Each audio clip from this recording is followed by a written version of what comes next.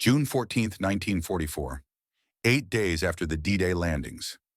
In the hedgerow country of Normandy, 2 miles south of Carentan, Staff Sergeant Michael Kowalski's M4A1, Sherman ground to a halt behind a stone wall. The engine sputtered unevenly as he peered through his periscope, fixing his gaze on another Sherman burning 300 yards ahead. Black smoke billowed into the sky. The crew had bailed out, sprinting through the tall grass. One man stumbled, and a comrade stopped to help.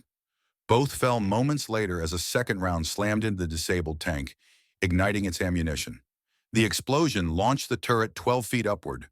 That marked the fourth Sherman lost in just 20 minutes. Kowalski keyed his radio. Baker 23 to Baker Actual. We've got a concealed 88mm gun in the tree line. Request smoke cover and authorization to withdraw. Static crackled in response. Baker 23, negative on withdrawal. Intelligence reports minimal armor presence. Proceed with advance. Kowalski's jaw tightened. Minimal armor presence? Right. Someone back at headquarters was relying on yesterday's reconnaissance while 5 tank crews burned alive in the harsh reality of today. He glanced at his loader, Private Danny Castellano, a 19-year-old from Brooklyn. The kid's hands trembled as he checked the ready rack. 4 75mm high-explosive rounds. 17 more sat in the turret basket, 30 in the sponson bins along the hull sides, directly above the tracks. 51 rounds total. 51 potential detonations waiting to turn their 30-ton steel coffin into a crematorium. Driver, advance 50 yards. Gunner, keep an eye on that tree line, Kowalski ordered. The Sherman lurched forward. Corporal James Morrison, the gunner, swept his periscope across the hedgerows. I don't see a thing, Sarge. No muzzle flash, no movement. He's there, Kowalski insisted. Took out 4 of ours. He's waiting. They covered 30 yards before the stone wall fell out of sight, leaving them exposed, silhouetted against the open field. Kowalski's palms were sweaty on the commander's override. Every instinct screamed to reverse, to get back to cover. But orders were orders. Minimal armor presence. Proceed with advance. The round struck low, punching through the right sponson at a shallow angle. Kowalski felt the impact before he heard it, a metallic crunch, followed by a pressure wave that compressed the air inside the tank. The penetrating shell fragmented on entry, spraying superheated steel shrapnel through the crew compartment. One shard hit the sponson ammunition rack. The 75mm propellant charges ignited instantly. Bang, bang, bang. The sponson erupted in a chain reaction. 30 rounds cooking off in rapid succession, each detonation fueling the next. The temperature inside the compartment skyrocketed from 80 degrees Fahrenheit to 400 degrees Fahrenheit in less than 3 seconds.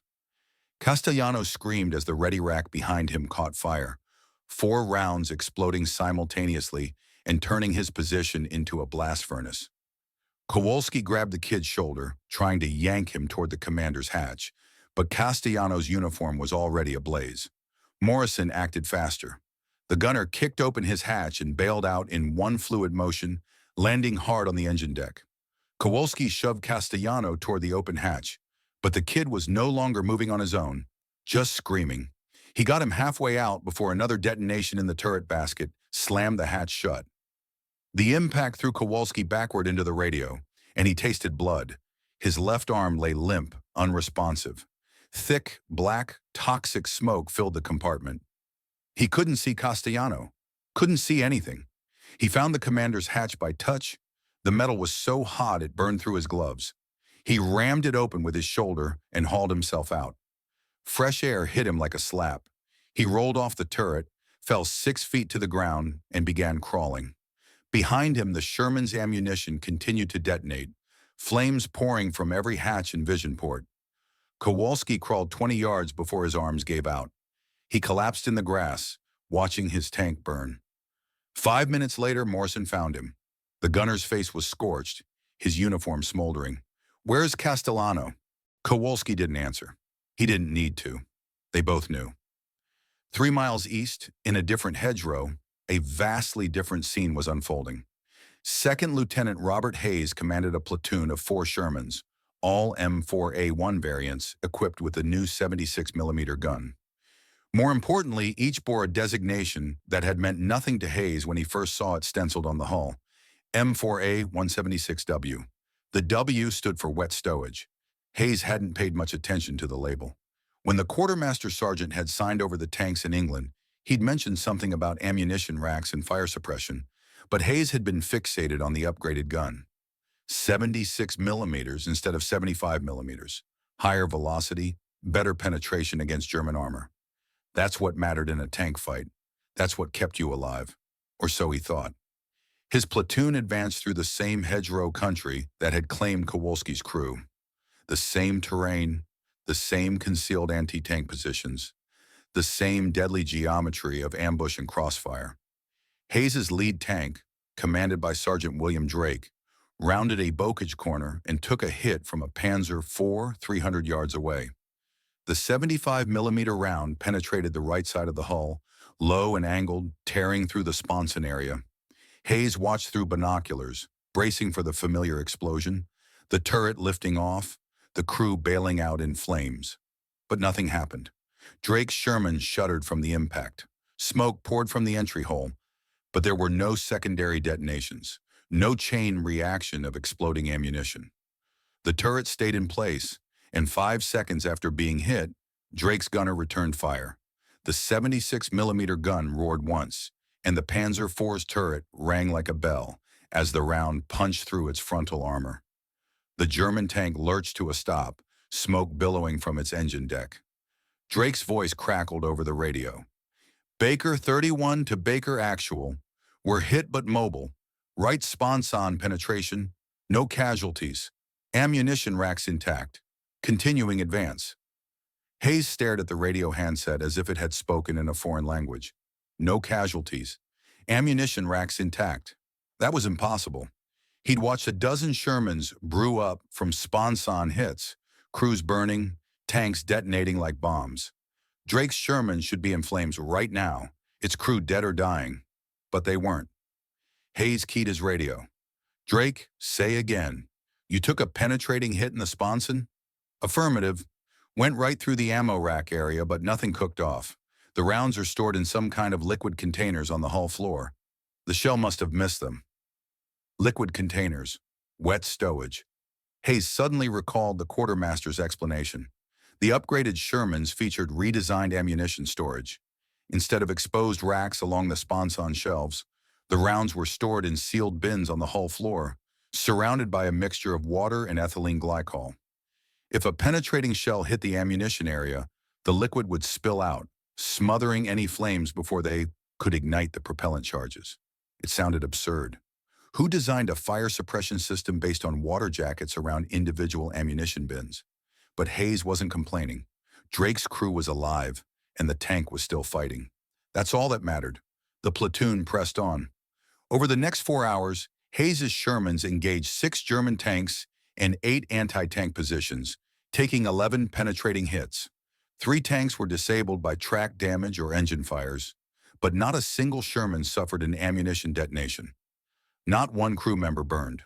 The wet stowage system worked exactly as designed, buying precious seconds for crews to escape, even as their tanks fell apart around them. By nightfall, Hayes had lost 1 Sherman to a mobility kill, but 0 crew fatalities. 3 men were wounded, none seriously. He radioed the company commander to report his platoon's status, and the response was immediate. What the hell kind of magic tanks are you driving? Hayes glanced at his M4A 176W, parked intact behind a hedgerow. Its right side was scorched black from a near miss. The paint blistered, but the crew was alive, brewing coffee on a portable stove and joking about the German gunner's poor aim. Not magic, Hayes said into the radio, just better engineering. 300 miles east at a Wehrmacht tank depot outside Falaise, Oberleutnant Klaus Werner read a disturbing intelligence report. Werner commanded a company of Panzer IVs, veterans of the Eastern Front, now redeployed to halt the Allied breakout. The report described a troubling trend. American Sherman tanks were no longer bursting into flames when hit in their ammunition storage areas.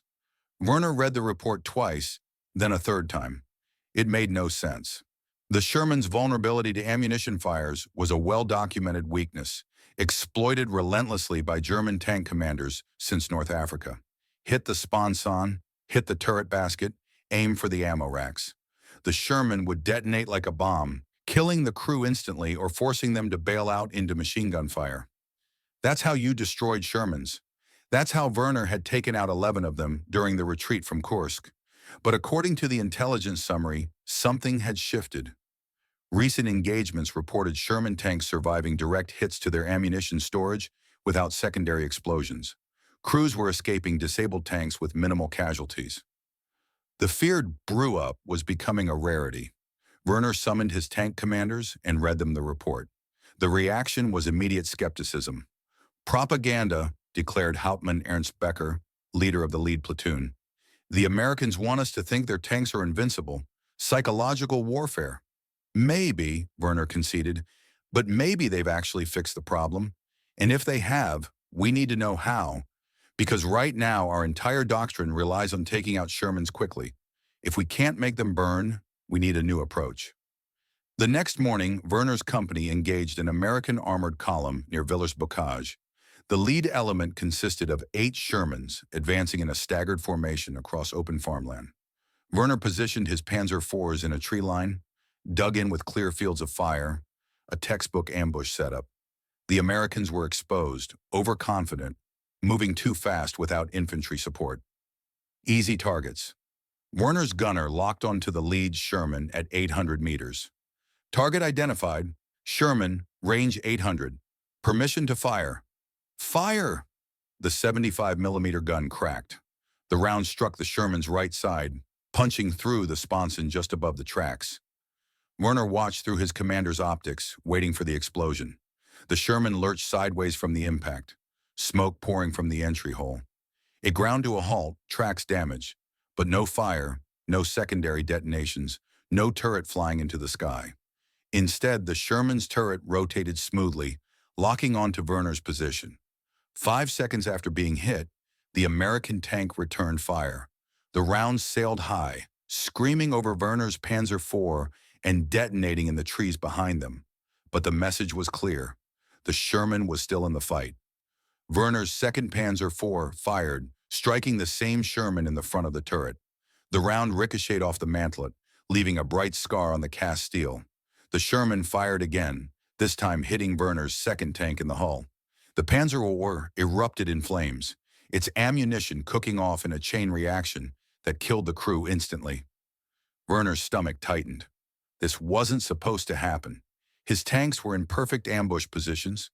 His gunners were veterans who'd scored first-round hits on stationary targets at optimal range, and yet the Americans were gaining the upper hand. The remaining Shermans accelerated, charging directly into the ambush. Suicidal tactics, or so Werner thought. His gunners fired 3 more rounds, scoring 2 additional hits. 1 Sherman lost a track and ground to a halt. But the other 5 kept coming, firing on the move and suppressing Werner's position with high explosive rounds that turned the tree line into a storm of shrapnel and splinters. Werner ordered a withdrawal. 3 of his Panzer IVs escaped. 2 burned in the tree line, destroyed by direct hits from 76mm rounds that punched through their frontal armor like paper. The Americans had lost 2 tanks to disablement, but 0 destroyed and 0 casualties that Werner could confirm. That evening, Werner wrote a detailed after-action report describing the engagement objectively, without exaggeration. American Sherman tanks demonstrating unexpected resilience, multiple penetrating hits failing to trigger catastrophic ammunition detonations, crew survival rates far exceeding previous encounters. He recommended an immediate investigation and tactical adjustments. The report made its way up the chain of command, reaching Army Group B headquarters 3 days later. Intelligence officers read it with growing alarm. Werner wasn't the only commander reporting this phenomenon. Similar accounts flooded in from across the Normandy front. Shermans surviving hits that should have destroyed them. Crews escaping disabled tanks and returning to combat in replacement vehicles. The psychological impact on German tank crews was mounting. The question was simple. What had changed? 5,000 miles away in Detroit, Michigan, the answer was rolling off an assembly line. The Fisher Body Division of General Motors had converted its automotive production facilities to military manufacturing in early 1942. By 1944, The plant was churning out modified M4A3 Sherman tanks at a rate of 300 per month, everyone bearing the W designation for wet stowage. This revolutionary redesign moved ammunition storage from the vulnerable sponson racks to protected bins on the hull floor, surrounded by liquid-filled containers. The concept wasn't complex. Each ammunition bin held 10 rounds, separated by 3 small containers filled with a mixture of water, ethylene glycol, and rust inhibitor, a fluid called ammudump. If a penetrating shell hit the ammunition area, the containers would rupture, spilling the liquid and smothering any ignition before it could spread to the propellant charges. Simple physics, simple chemistry, and brutally effective. The system added 900 pounds to the tank's weight, but it reduced ammunition fire rates by 85%. In practical terms, that meant crews had a fighting chance to escape even catastrophically damaged tanks. The Sherman was still vulnerable, still outgunned by German heavy armor, but it was no longer a death trap. Production of the wet stowage Sherman began in January 1944 with the M4A176W variant. By April, 130 units had been shipped to England in preparation for the D-Day invasion. The 2nd and 3rd Armored Divisions each received 52 of the upgraded tanks, but concerns about crew training on the new 76mm gun delayed their deployment. The wet stowage Sherman sat idle in depots while the invasion force went ashore with older models, still equipped with dry ammunition racks and 75mm guns. The first M4A176W tanks finally entered combat on July 25, 1944, during Operation Cobra, the massive Allied breakout from Normandy. American armor surged through gaps created by the heaviest tactical bombing in military history, with the upgraded Shermans leading the way against German armored reserves already decimated by airstrikes. The impact was immediate. Tank crews reported surviving hits that would have killed them just weeks earlier. Disabled Shermans with penetrated armor, but intact crews. Ammunition racks struck by armor-piercing rounds without catastrophic secondary explosions. The wet stowage system worked exactly as designed, buying precious seconds for crews to escape burning tanks. Word spread quickly through the armored divisions.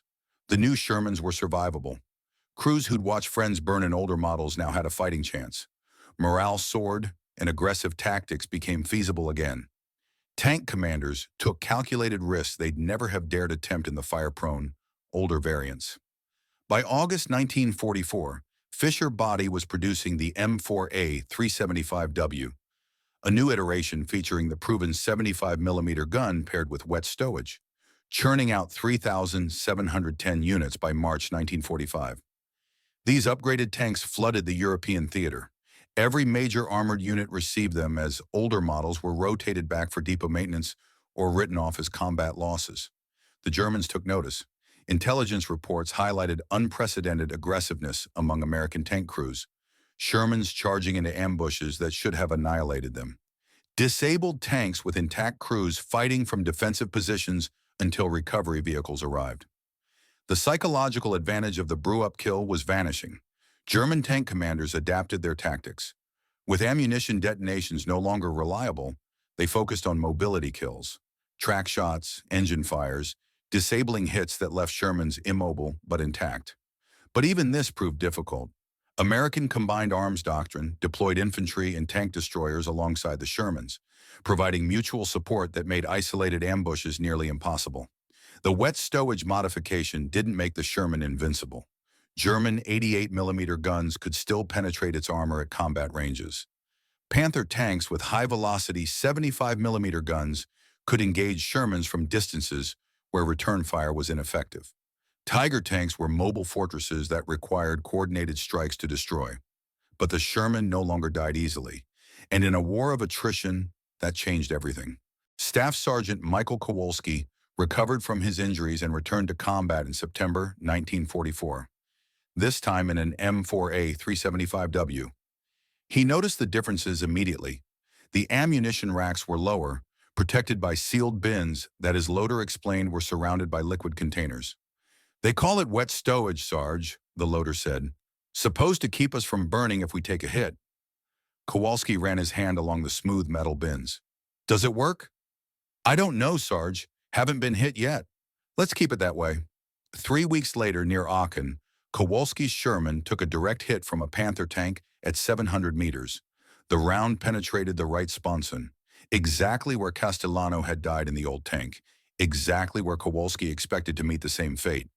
The impact threw him against the turret wall. Smoke filled the compartment. He heard the loader screaming, but there were no secondary explosions, no chain reaction of detonating ammunition, only smoke and the hiss of liquid escaping from the ruptured bins. Kowalski grabbed the loader and shoved him toward the commander's hatch. The kid scrambled out, coughing but alive. The gunner bailed through his own hatch. The driver and assistant driver escaped through the bow hatches. Kowalski went last, hauling himself out of the smoking turret and rolling off the engine deck. They all made it. 5 men, 0 casualties. Kowalski lay in the grass, watching his tank burn. The ammunition bins remained intact, sealed by the wet stowage system even as the engine fire spread forward. Eventually, the heat would reach the rounds and they'd cook off. But by then, the crew was 200 yards away, safe behind friendly lines. He thought of Castellano, the 19-year-old loader who'd burned to death in 3 seconds when the ammunition detonated. The 11 other crews he'd watched die the same way during the Normandy campaign. The wet stowage system wouldn't bring them back, wouldn't erase the horror of watching friends burn, but it meant the next generation of tank crews had a chance, a real, statistically engineered chance at survival. That was worth the 900 pounds of added weight, worth the logistics headache of shipping liquid-filled containers across the Atlantic, worth every minute of design work and production retooling. Kowalski stood up, dusted himself off, and walked toward the company commander's position to request a replacement tank. Another M4A375W, if possible. He learned the hard way that survival wasn't about invincibility. It was about buying seconds. And in combat, seconds were the difference between coming home and becoming another name on a casualty list. The development of wet stowage traced back to November 1943, when a DuPont chemical engineer attending a tank board meeting proposed a radical idea: surround ammunition with liquid. Early proposals were outlandish. Engineers discussed flooding entire fighting compartments with water, creating submarine-like sealed environments where crews would operate in breathing apparatus. Fortunately, cooler heads prevailed, and the concept evolved into something practical. Double-walled ammunition containers with liquid-filled cavities positioned on the hull floor away from likely impact points. The key challenge was finding the right liquid. Pure water worked in testing, but froze in European winters and promoted rust on brass cartridge cases. Adding ethylene glycol prevented freezing but accelerated corrosion and was flammable under certain conditions. The final solution was amidam, a proprietary mixture of ethyl sodium, potassium phosphate, rust inhibitors, and biocides. This fluid remained liquid down to -40 degrees Fahrenheit, prevented corrosion, inhibited bacterial growth, and was more effective at fire suppression than pure water. Each 10-round ammunition rack incorporated 3 sealed chambers of amidam. 75mm variants stored 97 rounds protected by 38 gallons of fluid. 76mm variants held 71 rounds with 36 gallons of protection. Press Steel Car Company in Pennsylvania retooled its assembly lines in December 1943, rolling out the first M4A176W on January 3, 1944. Fisher Body followed with the M4A375W, producing 3,710 units between February 1944 and March 1945. By war's end, virtually every Sherman produced after January 1944 featured wet stowage, over 30,000 tanks with a life-saving modification deployed to Europe and the Pacific. The impact on crew survival was dramatic. Pre-modification, Shermans burned in 60 to 80% of penetrating hits. Wet stowage variants burned in just 10 to 15%, an 85% reduction in ammunition fires. In practical terms, a tank battalion with 50 Shermans suffering 30 penetrating hits would have lost 18 to 24 tanks to fire with dry storage. With wet stowage, only 3 to 5 would burn, leaving 25 to 27 repairable and returnable to combat. The modification didn't just save lives, it maintained American armored strength at levels that accelerated the German defeat. Battalions that would have required complete reorganization after major engagements remained combat effective with minimal casualties. Experienced tank commanders survived to fight again, passing their tactical knowledge to replacements, preserving the institutional memory of armored units. And the Germans never figured it out. Wehrmacht technical intelligence captured hundreds of wet stowage Shermans from Normandy to the Rhine, photographing them, measuring them, test-firing their guns, analyzing their armor. But they never recognized the significance of the liquid-filled ammunition containers. Late 1944 German intelligence reports noted increased Sherman survivability, but attributed it to improved crew training, better combined arms tactics, or enhanced armor quality. Some speculated American crews were bailing out faster, leaving salvageable tanks behind. None identified the real cause. Buried under collapsing logistics and desperate wonder weapon projects, German technical intelligence never looked closely enough. By early 1945, the few remaining specialists focused on jet aircraft and rocket technology, not captured enemy tanks Germany could neither produce nor counter. The information that might have prompted critical tactical changes never reached frontline units. German tank commanders continued relying on ammunition fire tactics against an enemy that no longer fell for them. Second Lieutenant Robert Hayes survived the war. His platoon of M4A 176W Shermans fought from Normandy to the Elbe River, engaging German armor in dozens of actions. They lost 11 tanks to combat damage, 7 repaired and returned to service, 4 written off as total losses from catastrophic crew compartment hits, but none, burned from ammunition detonation. Hayes brought his entire platoon home alive, 20 men who would statistically have died in older model Shermans. In 1947, Hayes attended a veterans reunion. There he met Staff Sergeant Michael Kowalski. They'd never served in the same unit, never crossed paths during combat, but they shared a bond stronger than unit affiliation. Both had watched crews burn in dry stowage Shermans. Both had survived hits in wet stowage variants that should have killed them. They stood together, gazing at a restored M4A 375W on display. Its hull cut away to reveal the ammunition storage system, the sealed bins, the fluid containers, the simple engineering solution that had saved thousands of lives. "Did you know what it was when you first saw it?" Hayes asked. Kowalski shook his head. "No idea. The loader told me it was supposed to keep us from burning. I didn't believe him until it actually worked." "How many times did you get hit?" 4 times in wet stowage tanks. Walked away from all of them. Lost 1 tank completely, but the crew got out. The other 2 were repairable." They fell silent for a moment. Then Kowalski said what both were thinking. "I knew a kid named Castellano, 19 years old, loader. Died in the first tank I commanded. Ammunition detonation. Burned to death in about 5 seconds. Hayes nodded. "I lost 11 friends the same way in Normandy, before we got the new tanks. You think about them every day. The wet stowage system didn't bring back the men who died in dry stowage Shermans. It didn't erase the horrors of North Africa, Sicily, or early Normandy, where tank crews burned by the hundreds.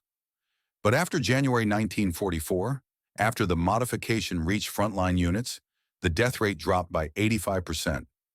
Thousands of American, British, Canadian, and Free French tank crews survived hits that would have killed them months earlier. The Sherman's reputation has been debated by historians for decades. Critics highlight its inferior armor and weaponry compared to German heavy tanks. Defenders emphasize its reliability, ease of production, and integration into combined arms tactics. But one fact is undeniable. The wet stowage modification transformed the Sherman from a death trap into a survivable fighting vehicle. It gave crews a fighting chance. And in war, that's all anyone can ask for. If this story moved you, we'd be honored if you'd like this video. It helps us keep sharing these important stories of courage and innovation. Please take a moment to tell us in the comments where you're watching from. Your country, your city. We love hearing from viewers around the world. Did you or someone in your family serve during World War II?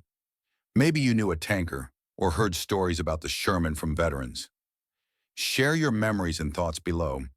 These personal connections to history matter deeply. Thank you for watching. Thank you for remembering. And if you haven't already, please subscribe to honor the engineers who designed this life-saving system, the factory workers who built it, and the thousands of tank crews whose lives it saved. These stories must never be forgotten.